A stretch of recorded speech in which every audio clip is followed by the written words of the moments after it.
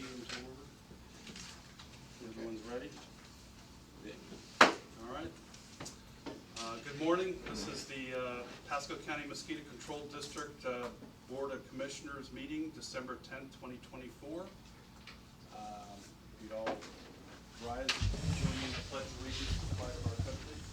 I pledge allegiance to the flag of the United States of America and to the republic for which it stands, one nation, under God, indivisible, with liberty and justice for all. Thank you. Roll call. Abbott here. Cox here. Evans here. Executive Director Rogers is here. I'll move approval of the agenda, Mr. Chairman. Before you do you have who's online with us? Phil Goodman is on, Laura is not on yet. Okay, so we got a Florida Mosquito Control Association representative on with us. Anybody else? Not at this time. Okay, thank you. Okay. Any discussion on the agenda? All in favor say aye. Aye. Consent agenda. Move approval. All right. Any discussion? None? All right. All in favor say aye. Aye. Aye. Public comment. Do we have anyone signed up? Nope. Nope. Okay. New business. Reserve policy. So you all received the fund balance policy draft for review. We can discuss it here on the agenda if needed, but we'll actually have to approve it after we have our discussion on facility. So do you have any questions on the policy language? Well, just a couple comments. One is just a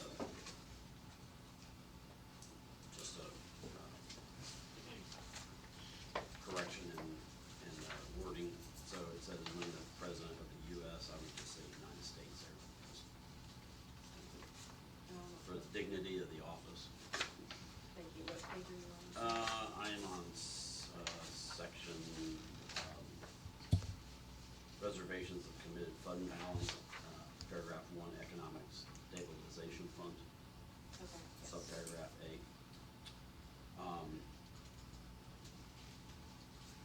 Hang on, I have a question on the next paragraph.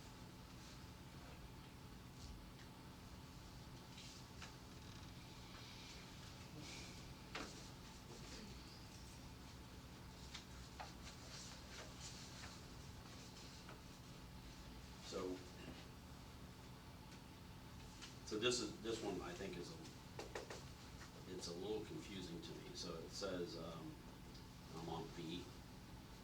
So it says, when the board determines through adoption of a resolution that damages and or losses have directly impacted the citizens and or the environment within district boundaries, including structural emergencies for which remedial action cannot wait until the next fiscal year.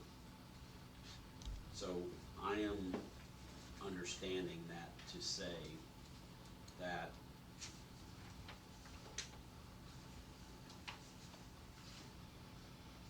I'm understanding it that if we have structural damage to our facilities, it gives us the right to utilize the funds. But that paragraph says environmental within district boundaries. So I'm a little confused on actually the meaning of that paragraph.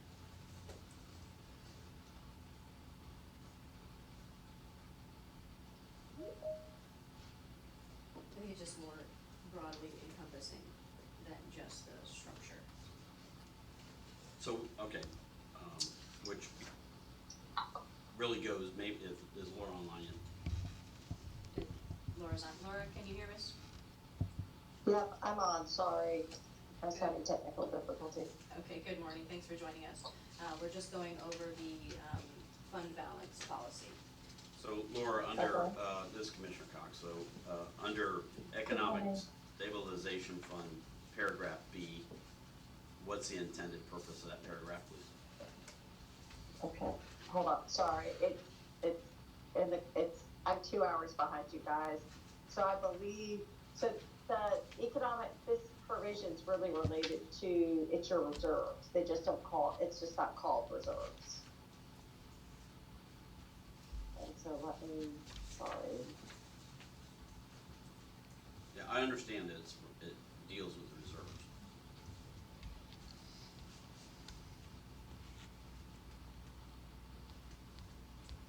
Sorry, my computer is having issues. If you'll just give me a minute, Commissioner Cox. Okay. Did you have any other? So the other item that I have, next paragraph down, when the projected ad valorem tax collections are 2% less than 96% the taxable property value. What are we? The question is, what are we currently budgeting at? We're at 98%. Is that what we budget at, or For the was it? uncollected funds, is that what percentage is that?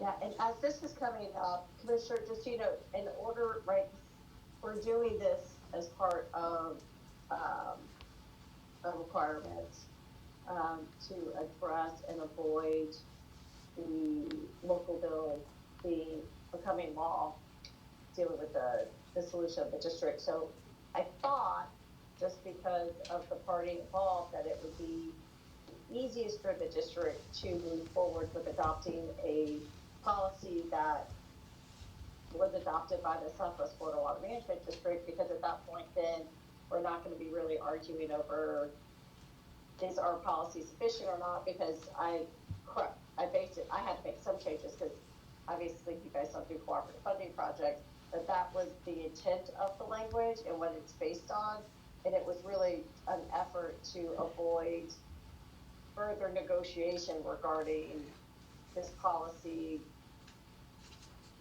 I understand the reason we're doing it, and I'm very supportive of having a policy for our reserves. I think it's a little long overdue that we have this, so that's, I'm just trying to understand what Yeah. 1B means. Yeah, so this is basically like, I looked at it that if there is a major problem, let's say, a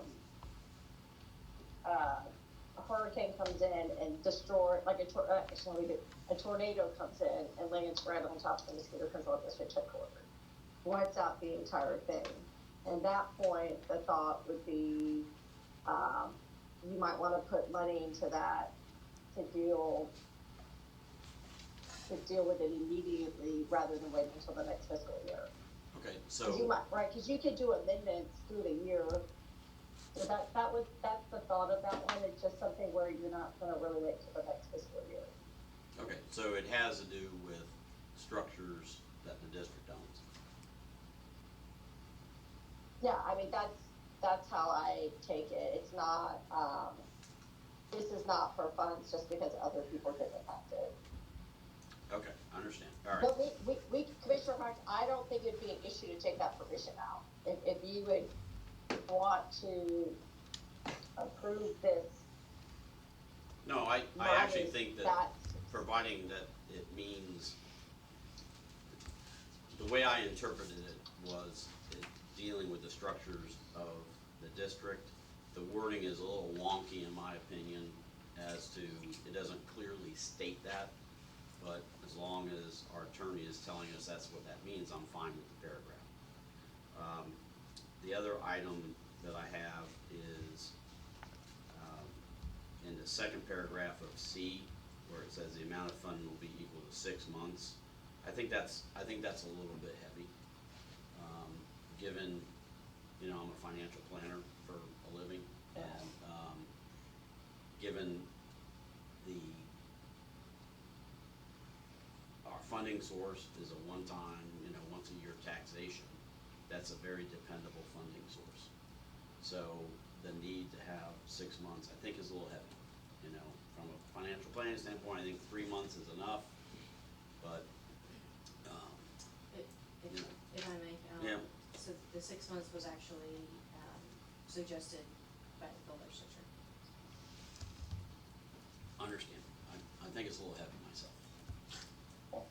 So Commissioner, I will tell you that that was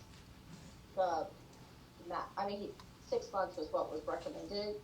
I know at, we were told SWIFT fund was required by the governor's office to do 2 months, but she thought was too light. I don't think there's any, the district could say, we appreciate, for wanting us to have 6 months, but we just feel like that's too much and too heavy, so we went with 3 months. I don't think that's gonna be an issue. The board is more comfortable with 3 months. I actually think with 3 months, it helps the district deal with another issue related to the spend down plan, because it frees up right, 6 months is a lot of money. So that, if you went to 3, that would be, but I just put in what, I was told that we could have 6 months, so that's what I put it in, but there's nothing that would prohibit the board from saying you wanna do less than 6 months, because, this requires you to have 6 months. Right, and I think 3 months is adequate, and if it's not gonna be detrimental to the overall mission, then I would like to see that change. Yeah, so with that, if the rest of the board is acceptable with that, obviously the motion would be to approve this policy with the changes to reflect that the reserve would be 3 months. If we have a aerial incident, can funds from this reserve be used to recover from that? You mean aerial? What incident? happens if a bird goes down? Oh.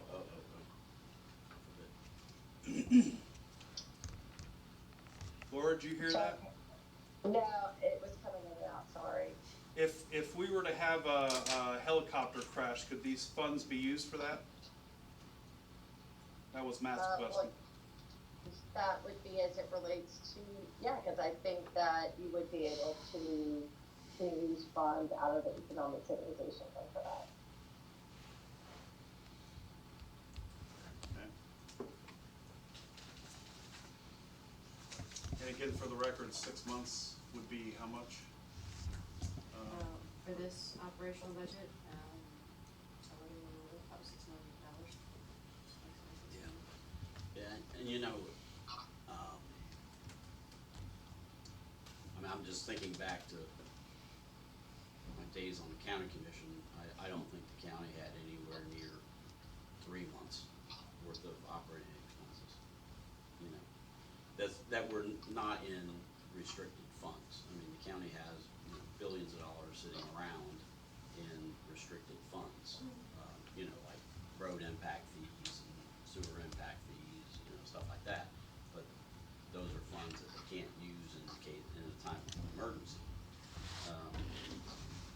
So we maintain 6 months worth of expenses. We're way ahead of other area governments. This is based on which, the budget or the ad valorem taxes? These are actual operating expenses. I think we need to get through this meeting before we make a decision on this one, because we don't know what that is. Well, This doesn't tell you to a number, it just tells you to a percent of your actual operating costs. So whether that's Operating costs, operating costs. not ad valorem taxes. Correct. Operating costs. Okay, all right. So what our actual expenses are. Okay, all right, thank you. so, Mr. Chairman, I'll move for approval of the policy with the correction of where it says US, it says United States, and the go from 6 months to 3 months. And Commissioner Cox, can I ask you, have you add a clarification to that 1B to put including structural or equipment emergencies, because that helps us address and clarify the question that Commissioner Abbott raised. Okay, restate the, That 1B would include structural or equipment emergencies. okay, my motion is amended to include that as well. Okay. Any discussion? None? All in favor, say aye. Aye. Aye. All opposed? All right, unanimous. Thank you, Laura.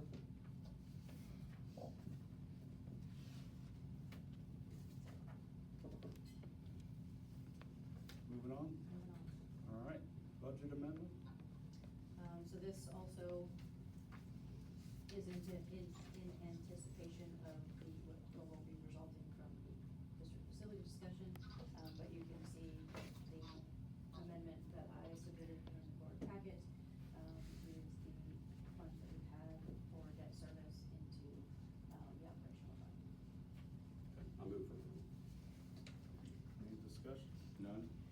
favor say aye. Aye. Aye. All opposed? It's unanimous. Moving on.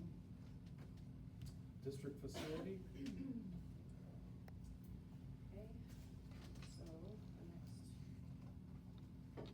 item in your board packet is the surplus of real property policy. Do you have any questions or discussion on that? Yes.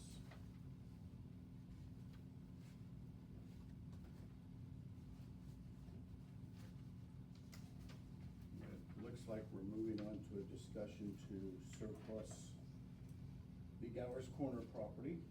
And as most of you know, but to remind you, we're in the slowest real estate market that we've been in 30 years. So we certainly, for our sake and the taxpayers' sake, should do our best to recover all the funds and expenses that we have into this property, Yep. which fortunately, the market continues on the commercial side to move up. To sell, whether it be commercial or residential, you need to be on the open market for probably 100 days, especially on the commercial side, and have your due diligence period. I'm concerned, what I read in here about this going to auction, sealed bid auction, and we need to, I guess, discuss that and make sure that we do our best, of course, to recover our money, and how that process will work or not work. So, one of the things I think I just saw in here is that, yeah, here we go, legal advertisement, the district will public advertise for not less than 7, but no more than 14 days. Well, that's really a very short period of time for people to find out about a 40-acre property, reminding us it took us more than a year and a half to locate a property. So I think we need to dig into this further. So one thing that we do need before you make any decision on this item, I need you all to instruct me to terminate the solicitations that we had already out there. So the roadway improvements, offsite utilities, the RFQ 2024-02, and then the termination of the solicitation for pre-qualification and construction of the campus. Tell me again about the lift stations. Are they underway, or they're actually? No, but we have to cancel the solicitation. Oh, the solicitation, right. Inform the bidders that. So you want a form of a motion? I do, please. So, Discussion? None? All in favor say aye. Aye. So if I'm, Nope. go too bad. So just to clarify, that's RFQ 2024-02 and Yeah. RFQ 2024-03. yep. Correct.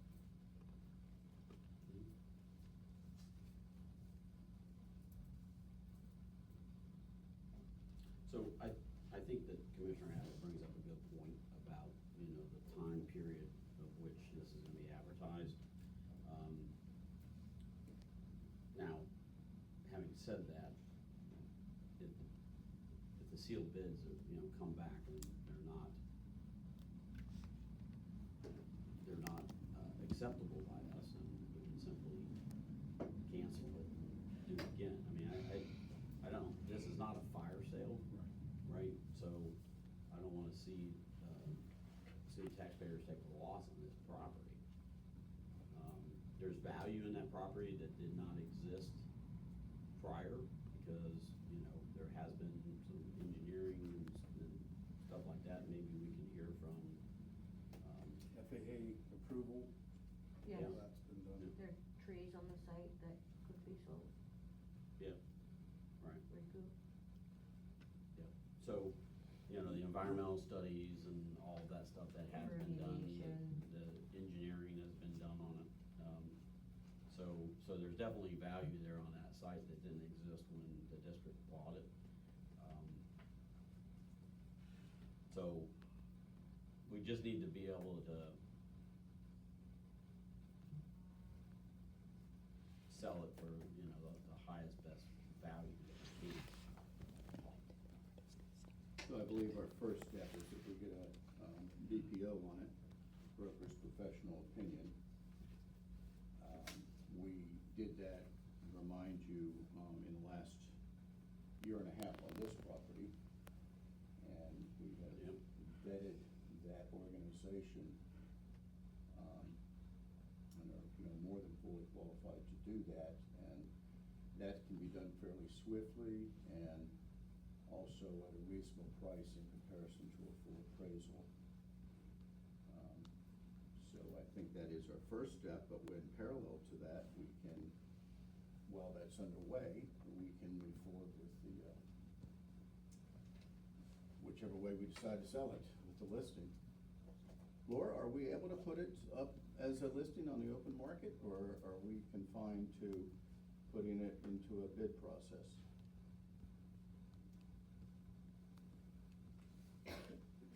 She's still with us? I think she froze up. Okay, can you hear me now? Sorry. Okay. Yes. Okay, I forgot my earpods in Tampa, so I had to buy a headset, so it's a little wonky.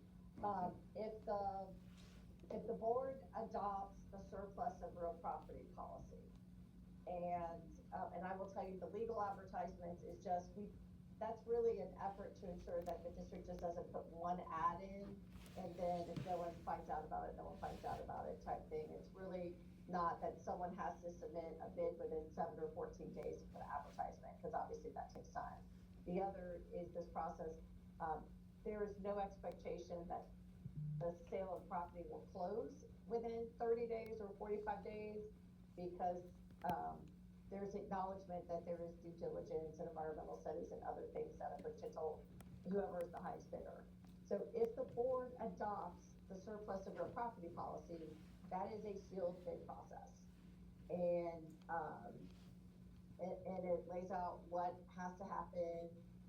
In the alternative, the district could elect not to do this, and then could elect to hire or just put a for sale sign out, or they could hire a realtor, which at that point, then you're paying commissions on it potentially. So there's a lot of different ways. I know I've had clients who've used the bid process and they got more money back, or they got higher bids than what the appraised value was, because basically people had to put one offer in and they had to make it really good because they really wanted the property. And so this is the surplus of real properties process is not laid out for the district in law. That's very different than our equipment surplus property requirements, because that is in statute. But this was just an option to make it so that there's no questions, that it's a fair process. The way this is written, I know Commissioner Abbott, you have concerns about the timing. The board could say, we're gonna, approve this, when we get to the next part, which is actually adopting the resolution that surplus is the property. The board could say, we want bids back, I'm just choosing a date, on February 1st, if that's the right date. So then that gets past some time. Clearly, there's no environmental due diligence done on that. All that happens once we get into a sales contract. If the bids come back and they're all really low, the board would get to reject the bids. And then we could start over. The board could decide, okay, obviously a sealed bid process didn't work, let's hire a realtor, and we'll go from there. So the board does have discretion and opportunity to say no, even with using a sealed bid process. Yeah, I read that in the policy and understood that we could reject. A question that I had, Laura, so let's say we move forward with this, we put it out to bid. If a buyer is represented by a real estate agent, are we obligated to pay those commissions, or would that be something that the buyer would have to pay? They don't have to pay buyer's agents. So we would include that within the ITB, that we are not paying we're not paying commissions.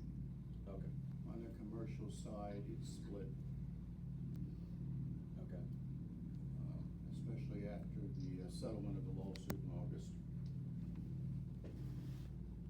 So Being a broker at RE/MAX for the last 20 years, and looking at this market, I would tell you that we need to advertise this bar and wine nationwide. We have to get out there in the marketplace. You know, the sealed bid may sound right, and I don't know what year that Laura had experience with that, but certainly in the open market, when you get competitive bidders, of course, the price goes up, and that is the goal. Yeah. That is the goal on either side of it. But I have huge concerns that there won't be sufficient advertising, based on this policy. And, you know, we may be many moons down the road if we go with this and we just reject these bids.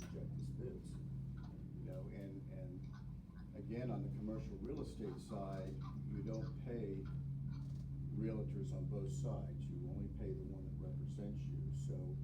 Well, I do know that the district would have the ability, if they wanted to, I think, FAC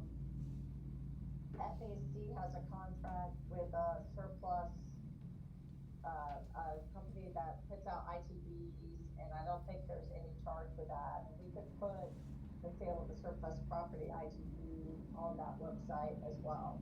What's an ITB? Invitation to bid. Okay, It's a sealed bid.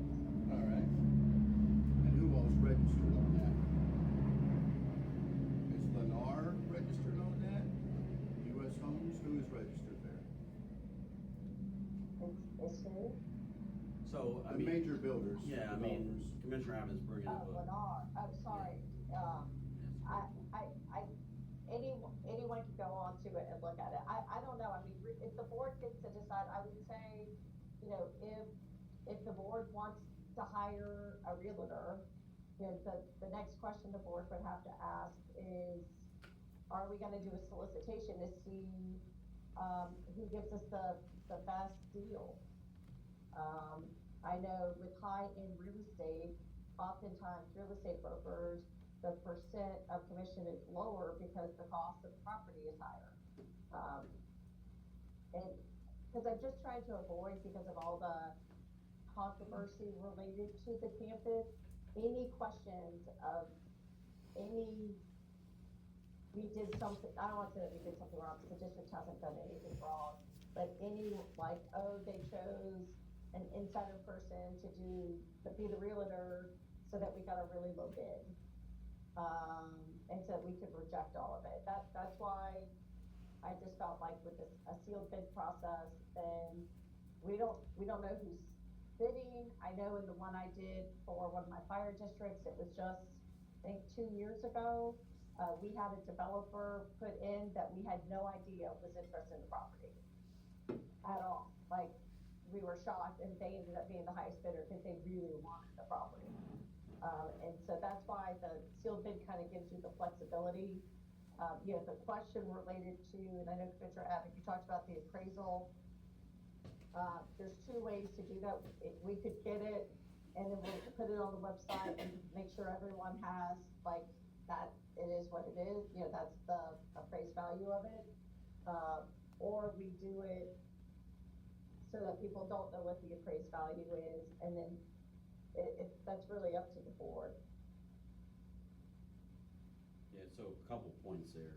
I think, I like the idea of the sealed bid, okay? I do like that idea because it creates a sense of competition out there. And it also sets a date when we're gonna open that stuff, so we're moving forward with this process, which is important. So I do like that, but the point that Commissioner Abbott is making is that it needs to be, the potential people who are gonna want that property need to be made aware of it. So the question is, how do we do that? So we have a good relationship with the Economic Development Council. We can engage them and see if they might be able to help us market the property. I don't know what that That's a would great entail, idea. That's a great idea. But I think that's something that we should explore. Yeah, I mean, that's something they would do in just their normal course of business operations, so that's not something. And then the things you brought up, you know, all the perks that we've already Right. done, that's a huge selling point, I should think. Yeah. So, yeah, no, so if we engage the development council, that's fine. The one area that they're not gonna really, the area they're not in, which I think would be a potential, area that we definitely need to make sure these people are aware of, and that's what Commissioner Abbott has said, you know, the residential people. I mean, right next door to us is a residential development, so I don't know who developed that, but it would seem like they would have an interest in expanding that subdivision that they already have there. So just like our other solicitations, we can send it to individuals we think may also be interested in it. So if we get the appropriate contacts of those developers, then, you know, we can add that to the list. In addition to advertising it through the newspaper, putting it on our website, having it posted in the facility, we can also directly send it to individuals we think would Yeah. help us. So engaging the Economic Development Council, great idea.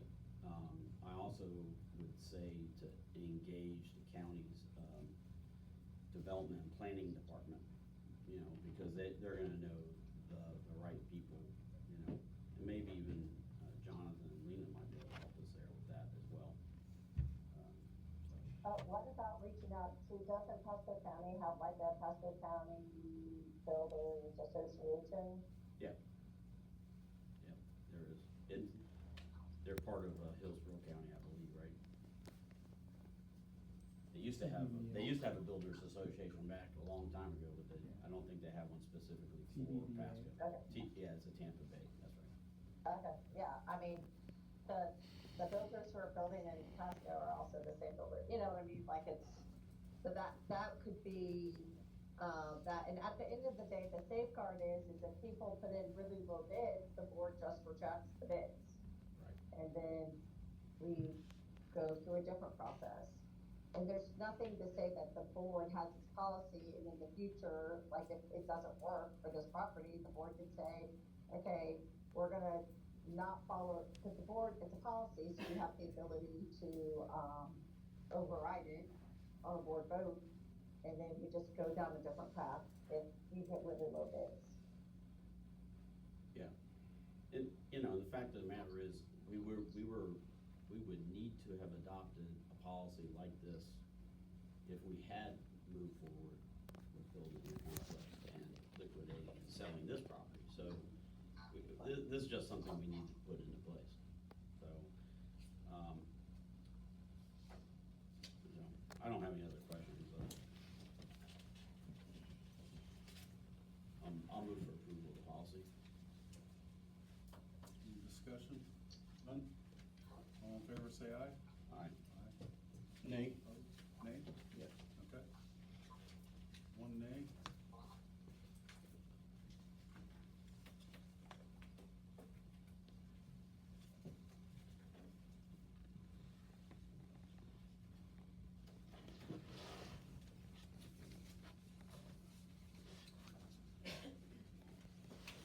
All right.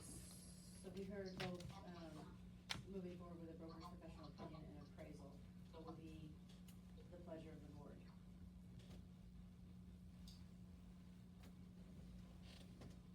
Are there pros and cons to Yeah, both we need to discuss? Well, that way, we at least have an idea what our value is with all that, with monies that, Certainly, but which option? The Well, I think that appraisal if you're or not gonna broker's appropriately professional? market the property, then full appraisal's the way to go.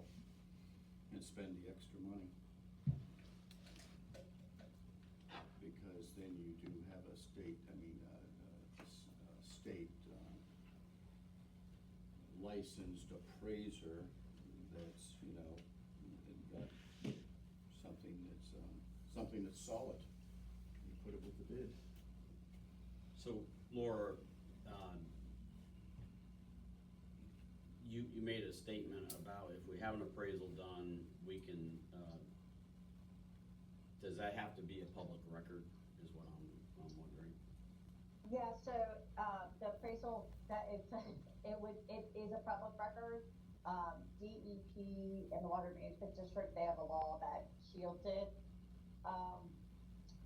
But so my suggestion is the board would just need to make a decision. Do we want to get an appraisal and make it public to everyone?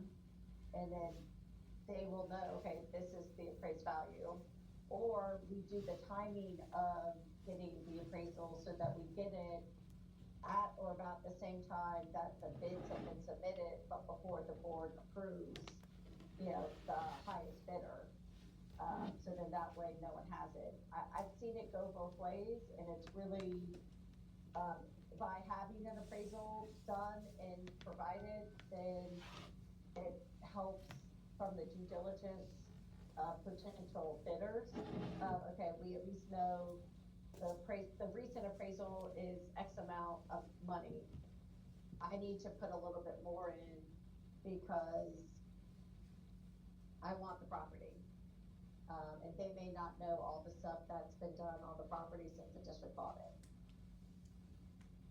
Well, I believe it's to our advantage to put the Whereas the other appraisal. way, if we hold it, or if we don't get it until after the bids are open or right on the same day, then people are kind of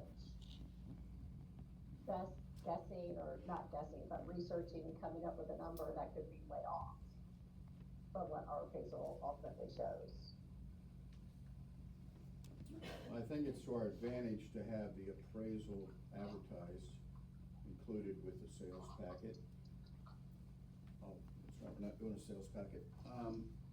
But to have that appraisal available, because certainly it's gonna come out with, the money invested, both the hard money and the expenditures that we put into the property. The appraiser's going to support that number. And with very limited bidders, we need to have that out there. Yeah, I mean, we could get the appraisal and say that the minimum bid is the appraised price. Yeah, but you're just you're just spending time doing that. I mean, just rejecting bids. We wanna go in and get this done. So we Yeah. want bids that are qualified bids, and then the people have to qualify to bid too. What was the appraised value of it when it was purchased? What we paid for it, just above, So it, a little over 2 million. Two, you 2.1. 2.26. 2.26 million, so we stated. Tax roll. Tax roll. And certainly with the environmental studies, and all the information we have, I'm really convinced that we will recoup all of our funds. All of it, even. All the public funds too, all of them, I think. Yeah, we could also make available, I'm sure there's, the environmental phase 1 was done. So obviously it did not show that we had to do a phase 2, so we could make that available as part of the ITV package, right? And we should, yes. I mean, all the engineering that's been done on it, the design work, for the road, utilities, I mean, all that stuff there Right. is valuable, Absolutely. yeah. And So it's not just a piece of property. And the It's- qualified buyers will absolutely treasure that information as they look into it, because those types of buyers understand what they're looking at. Right, exactly, Yeah. exactly. Yeah, I'm fairly confident that we'll recoup all the dollars that we have, put into the property, our dollars. Mm-hmm. Well, staff time, we're never gonna recoup. Nope. You know,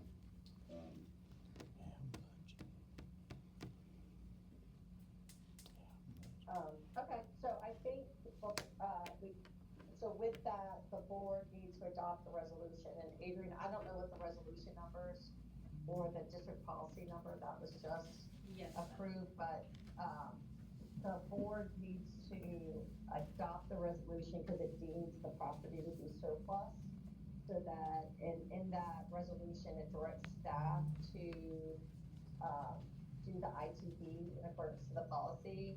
We will include within the ITB, the appraisal, the road work, and other things that should add value in the ESA phase one, as part of that ITB package.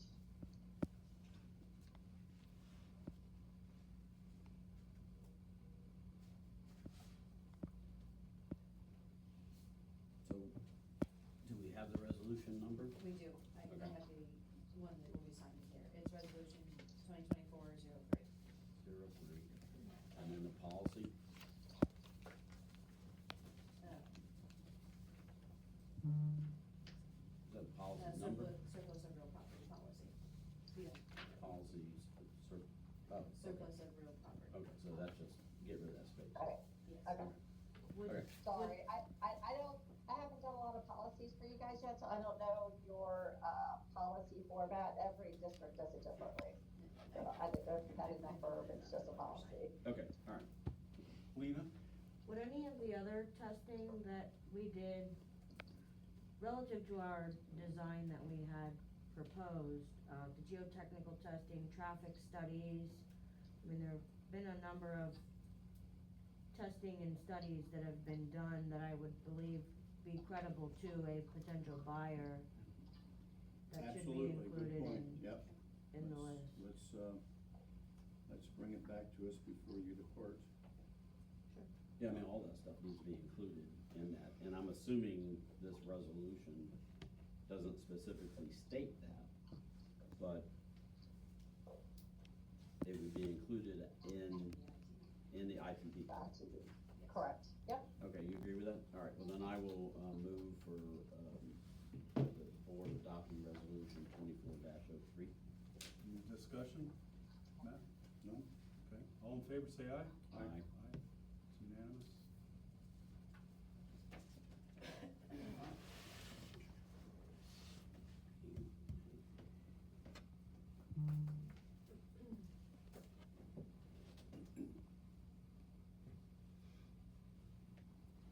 Where we at? General information, is that where we're at?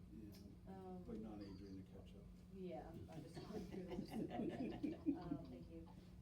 You also, if you would, direct me to, move forward with solicitation for architect engineer to prepare this system. Oh, right, yeah, We need to discuss that as well. yeah. Okay, Yeah, well, you solicit that? just, can we discuss that? Yeah, of course. Okay. So we're not quite to that point yet to know what funds we're going to have to do that. And there is a huge difference, as each one of you know, between repairing and refurbishing and rebuilding. When we go into rebuilding, refurbishing, an architect will have to be hired, and that process will be underway, which we have been painfully through for the last year. I do think that we need to look very carefully at this campus and decide which area can be repaired. And what I mean by that, that means we make no structural changes, that we, such as this room, you go in and you throw the carpet out, you put proper flooring in, you repaint it, you get rid of the asbestos in the building, you put a roof that will stay around for a while, you know, things of that sort. Certainly, there's some parts of this campus where we will have to hire an architect, but I think we need to be, now that, you know, we will be on very limited funds, and we really need to look at, what's going to have priority, and, you know, and work our way from that. So that's my thought on that process. So I don't, you know, even though we may start the solicitation for an architect, I think we need to, do some evaluation first before we find out what it is we're doing. So why don't we go down that road? We already have, you know, owners reps on staff. I mean, they're more than qualified to help us through that process. Good point. So do we really, at this point, need to go out to that when we already have them on staff? If we could have them do that, then we know exactly what it is we're trying to design, build. Bill, I'd like to get some input from Jonathan and Lena. We spent a long time programming, because really what you're talking about, Commissioner, is programming, before we went out to architects. And as part of that programming, I think you're right, that we need to come up with a budget number and say that we expect the renovations and refurbishments to hold to this number. So programming phase, to put together a document that we can go out to bid with, for design professionals, both architect and interior designers, alongside a budget. Yeah, and, No, you know, something big here, I don't think we should never lose sight of the fact is that there's a lot of deferred maintenance that we have not done on this campus because we didn't wanna spend the money on it. So, you know, there's some stuff that just sort of has to be fixed. A lot of stuff. that Yeah, has a to lot be of stuff, fixed. right, so, you know, and that's just protecting the asset, you know, what we have here. Right. So I think that really, the first thing is to have Envision continue to help us with this. Good point, I agree. So are you good with that? I am. Oh. So And then, I don't think you need to do anything since we already have a contract with them. right, okay, so then we will move forward in evaluating this property, to determine what we might be able to rebuild and, utilizing the guidance of Envision. Mhm. Okay.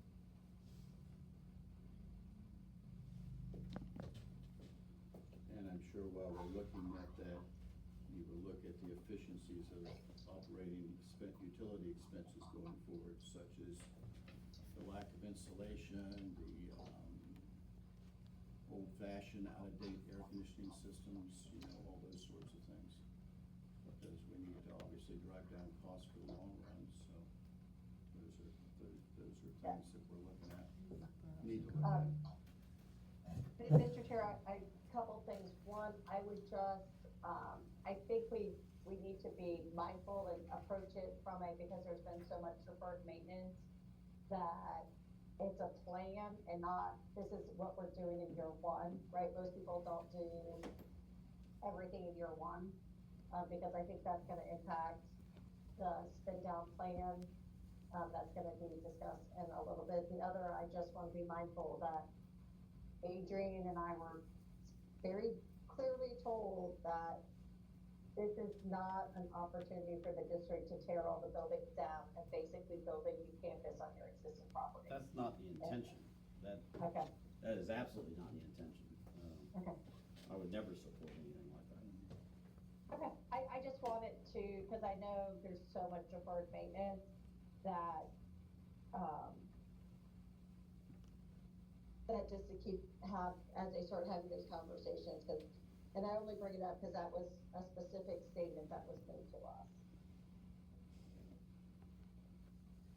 Yeah, I get that. That makes sense.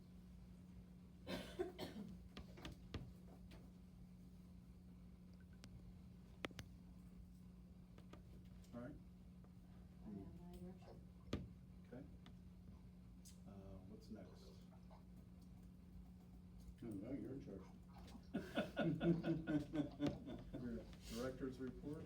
General information? Discussion on spend down plan, for the funds that we were setting aside for building new campus. Mhm. We need to discuss how we're going to spend down those funds. And so a portion of that obviously is for whatever results from our discussions and determination that we need to do to repair this facility. So then the remainder, I need you all to direct me to Well, develop a spend down plan that. so that is called the budget process. So, I mean, when we go through the budgeting process is when we're going to address that. I mean, am I missing something here? Laura?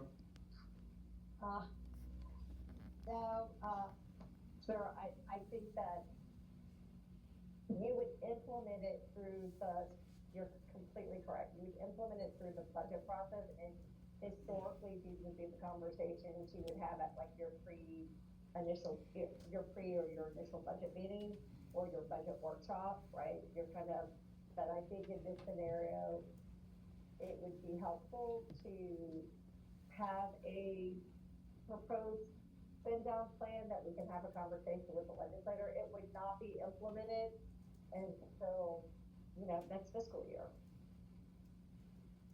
And obviously, if like, there's a continuation of major, dengue and other issues or other crises that we haven't seen yet, it could change. But I think this is like the first attempt to see if it's okay, because I will say, like, even, it just helps us continue the dialogue related to it, because I have a certain interpretation, you guys might have a different interpretation, and just trying to give the show, because the thought is, if you're no longer building, this campus and your budget had, although you didn't budget and it had the debt service, and you have the money reserved, how can you provide, basically for me, it's a shifting of revenues, provide a reduction in your millage rate in your next budget. So, how I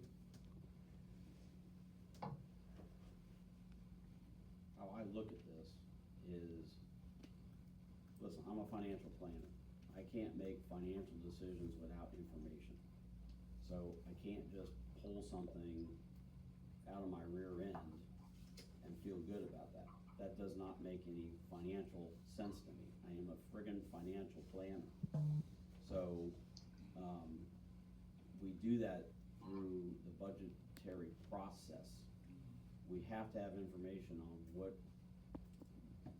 how much is the deferred maintenance here?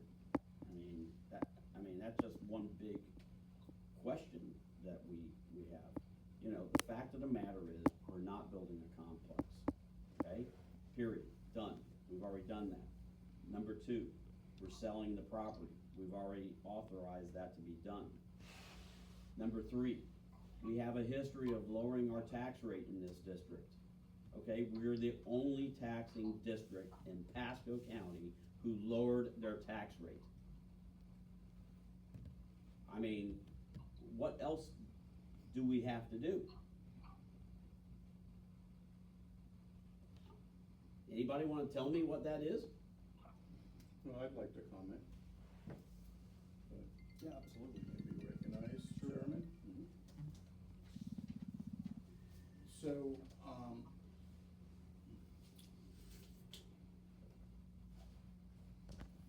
had some time to think about this, and I try to look, as I've done in business, look from the customer's eyes out. In this case, look from the legislator's eyes out. What is it they're looking to get done here?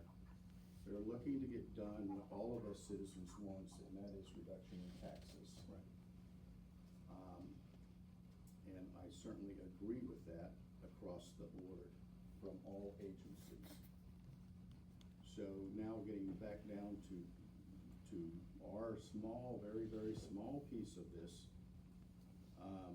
since we are selling off the property for approximately $2.75 million, we have some funds there that can be applied. Plus, we do have some funds that were set aside to improve that property and start the process this fiscal year. So what I'm proposing we do on budget line 311 on ad valorem taxes, which is currently $11.5 million, that we work towards or commit that in the 2026 budget review process, that we lower that by 50% to $5.7 million. And certainly we still need to address, and part of the budget process, what those costs are going to be to repair this facility and to refer to maintenance. So that is at a higher level oversight of where we're going. That's my oversight on it. So, I certainly appreciate that. I think that should be more of a goal than a directive. And again, I'm gonna go back to the fact that I don't have nearly enough information to be able to make financial decisions at this point. I just don't. So we have to be able to have that information so that we can make intelligent, informed decisions during the budget process. Right, plus the sale of the surplus property could be a factor as well. No, it will be a factor. Yeah, I mean, before or after this next budget. I mean, we are gonna spend down our reserves. Mhm. We're going to sell off a surplus piece of property. So we are gonna then use that money to offset our requirement for ad valorem taxes. I mean, we're going to do all those things. We just don't know at what level or degree we're going to do that. And I think it's important to consider the sustainability of doing that. So 1 year, okay, we reduce millage so that we can use surplus fund, use some of the funds that we had set aside for the property that we just surplus. Mhm. We need to be careful with what we do because that impacts us long term. I think for today. Absolutely, because we don't wanna reduce the millage rate by a certain percentage and then the next year have to turn around and raise it again. I mean, and there's limitations how much you can raise it anyways. I mean, none of us wanna do that. So the goal is to be good stewards of the taxpayers' dollars. And there is no way that you can make a decision like that without understanding all the inputs that go into that decision. I absolutely agree, and I think the goal for today is to direct me to move down that path, to determine what a spend down plan will look like. Not deciding on a specific number to reduce millage at this point. Can we take a 5-minute recess? Yeah, that's fine with me. You're the chairman. Sounds good.